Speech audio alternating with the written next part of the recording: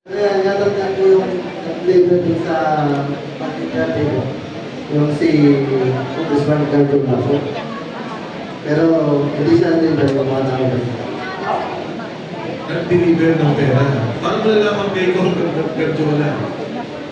Kasi po, dati ako nakatrabaho doon. Nakikala ko yung driver. Okay, pag wala kang Valiverde, didirin na rin sa Horizon. Binagit mo bangko. Bangko. Yes, sir. Magkano yung mga withdrawal na yan?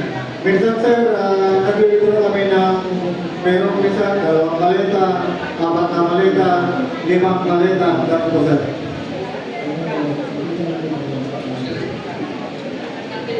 Then, from there, from Horizon, deliver sa mga lugar. Tama? Yes, sir. Doon sa mga Horizon, mula sa bahay ni Sandy ko, kanino yung pinakamalaking delivery? Kay, sir, dating speaker, siguro, sir, sa 90% sa mga delivery, sa kanya po yun.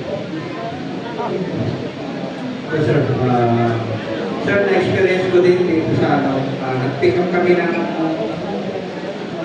pera sa Danbang, Pasig City Hall.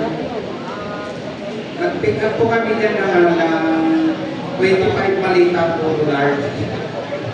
Nag-antay pa kami ng higit 2 oras.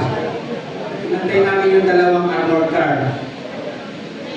Noong Marso 28, 2025, ang kasama ko noon, si Joshua Cano, yung AD boss, tapos si Bernard Tobin, saka si Master Lubian. Sinabi ko pa nga sa kanila na baka maklat tayo kasi para bibigay na yung gulong. Ang 25 malita pinagkasya namin sa van na hawak ko. Ang plate number noon, NXN 8729. Dinala namin sa bahay ni Boss sa Valiverde. Yun lang po. Singit lang po ako dahil bigla kong naalala nung binabanggit ko yung mga plate number ng sasakyan na ginagamit nila. Meron po pong information, reliable po ito, na yung LTO, pinagpupura na yung record ng mga sasakyan na ginamit nila sa pagdedeliver. At kilala ko po kung sino yung nagpasimuno para purahin ang records ng mga sasakyan na ito. Balang araw ay mananagot din siya.